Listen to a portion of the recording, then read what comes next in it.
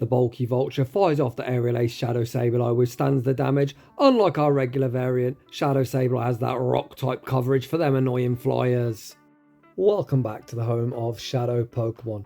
I love to run spies, however every now and again we do run some absolute god tier Shadow Pokemon. Shadow Gligar this season did get buffed and I am yet to feature it. It is actually the highest ranked Shadow Pokemon according to pvpoke, ranked at number 4, and that is for two reasons. Both Aerial Ace and Dig got buffed this season. Moving on, we're going to have Shadow Sableye, which needs no introduction. It's been an absolute staple when I actually do my battles myself. Completing this list of god tier Shadow Pokemon, we've got Shadow Beedrill, a Pokemon that I have hit legend with myself way back before anyone was on the hype train. People are starting to believe in it and I've showcased it a few times already this season. pvpoke does rank this at 225th, however rankings don't count for everything. Today's battles are submitted to the channel by fellow content creator Zera Felrose.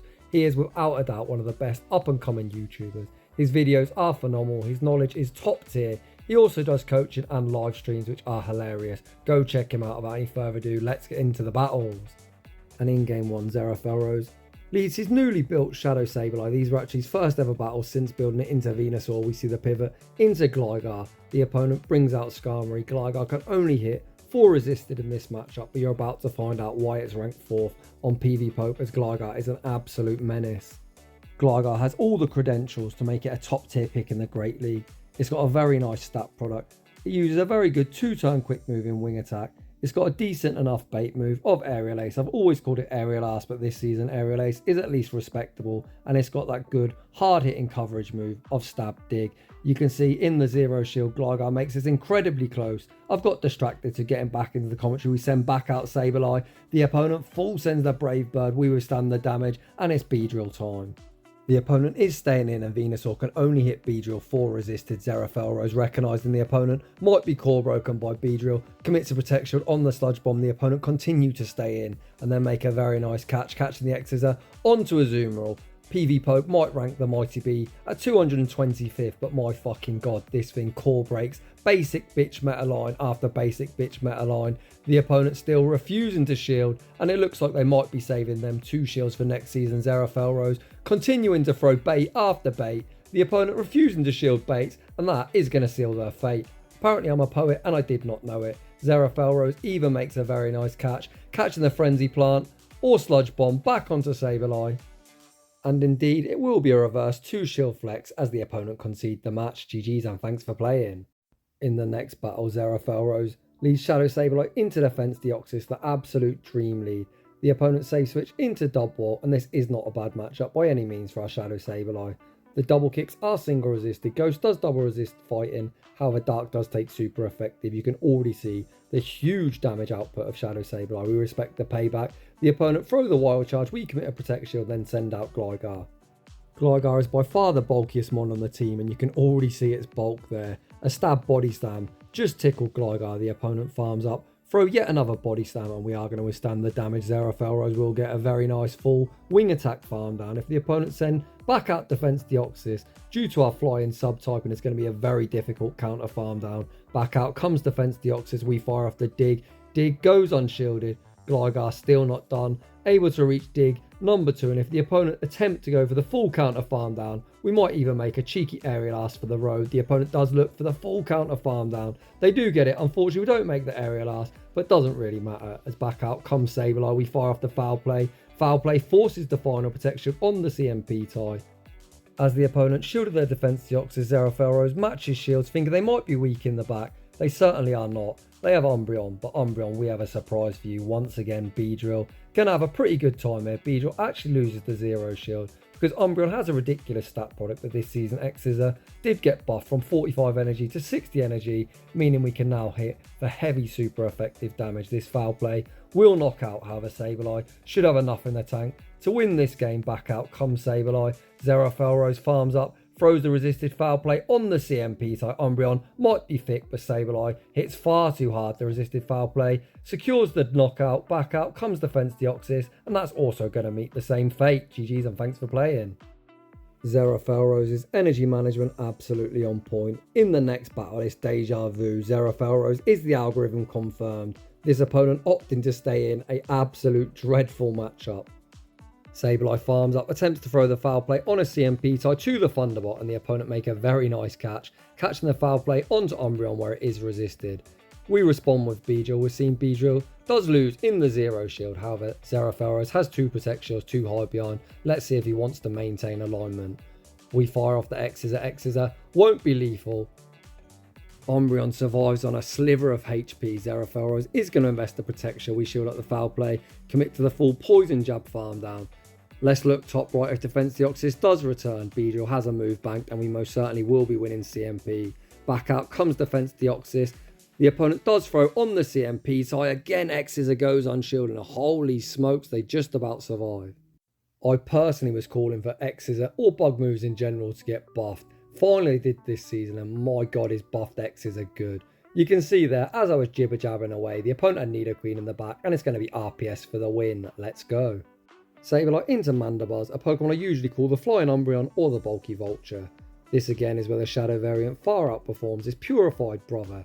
You can see Mandibuzz shits its pants, shielding up the super effective Power Gem. Zerafelros pivots into Gligar, absorbs the Dark Pulse the opponent, unhappy with their pitiful damage output, attempt to throw another charge move, this one only an Aerial Ace and Gligar easily withstands the damage. It looks like the opponent's continuing to stay in, so perhaps they haven't got a great answer for Gligar. We fire off the Aerial Ace and once again it looks like Aerial Arse. Even with Gligar's 20% damage boost output that all Shadow Pokemon receive, that Aerial Ace looked pretty pathetic. Zerafelros completely sacks Gligar, sends back out Sableye with a 2-to-1 shield advantage. We tank the Aerial Ace, Zerafelros once again farms up, full sends the Power Gem, the opponent shows no respect, get vanquished, back to their Pokeball, pivot out into Beedrill, and this is what I'm saying, time and time again, Beedrill just core breaks so many teams. Superior didn't want the smoke, the opponent send out the stupid tin can, down energy and down a protection. Zerafelros shields up the Zap Cannon. The opponent does get the attack debuff, but I don't think it matters as Beedrill, so far ahead in energy, fires off the next drill run, which still does half the opponent's HP. Zerafelros is going to invest his final protect shield here. Does the opponent go 2 for 2 on attack drops? No, they don't. The RNG god smiling on Zerafelros this drill run will secure the knockout. Beedrill says, feed me that Superior. Back out it comes. Beedrill would survive an Aerial Ace, but you know what? Let's make a very nice catch. We catch the Aerial Ace onto Sableye. The opponent does Vine Whip, farm us down, and then say, fuck that, I'm out of here, and concede the match. I was super hyped to shoutcast my first ever Gligar battles, but once again Beedrill just stealing the show. Sableye into Dragonite. We farm up, look to catch the Dragon Claw onto Gligar. It's not the cleanest catch, but the opponent does dump energy anyway. Shadow on Shadow Crime. Gligar suddenly doesn't look all that bulky. We do withstand the damage, return fire with the Aerial Ace, forcing a Protect Shield. The opponent then get a very nice Dragon Breath farm down, but at the cost of 1 Protect Shield. This oppressive Shadow Dragon Breath damage is really starting to run for our team. Zerafelros sends back out Sableye. We're going to shield up the next Dragon Claw. The opponent not wanting to get farmed down. Send out Licky. Far too thicky. I've got no idea why we're throwing the Power Gem. Unless it's super effective, foul play is always the way to go. We then pivot out into Beedrill. The opponent going to fire off the Body Slam. Zerafelros invest his final protection with an over farm. Beedrill looking to get off the X-Scissor. Just before Licky, far too thicky, makes Body Slam number 2. X-Scissor goes unshielded. If the opponent sends back out Dragonite, we're going to be able to Poison Jab, farm it down. The opponent sends out Alolan Sandslash. Zerafelros go in for a very cheeky Masturbate. X-Scissor forces the Protect Shield. The opponent then look to sack. The sack is unsuccessful. And trainer, you gift us a very nice win. GG's and thanks for playing. Shadow Beedrill really has no chill, once again stealing the show. Come on Beedrill, give a chance to the other guys. Moving on to the next battle, Sableye into Steelix. Steelix users love to throw an alignment and love to shield. Just as I say that this opponent actually opts to throw on good timing. However, as their annoying debuff user, they don't disappoint and they do invest to Protect Shield. People that have debuff moves like Icy Wind, Breaking Swipe, etc. tend to shield the first move as it will do the most damage. Zerafelros saves his Sableye, pivots out into Gligar. The opponent already at 2 Breaking Swipes. Gligar tanks them both like an absolute champ and is full sending the dig. Dig goes unshielded but 2-stage debuff doesn't knock out. The opponent gets incredibly low. They then pivot out into Sableye. We're unable to make the digs. We settle for the Aerial Ace. A double debuffed Aerial Ace probably did around 10 damage to Sableye. We then send in our own Sableye. It looks like Zerafelros running an attack weighted variant, so we're able to win CMP. There's a few reasons you want to run an attack weighted Sableye.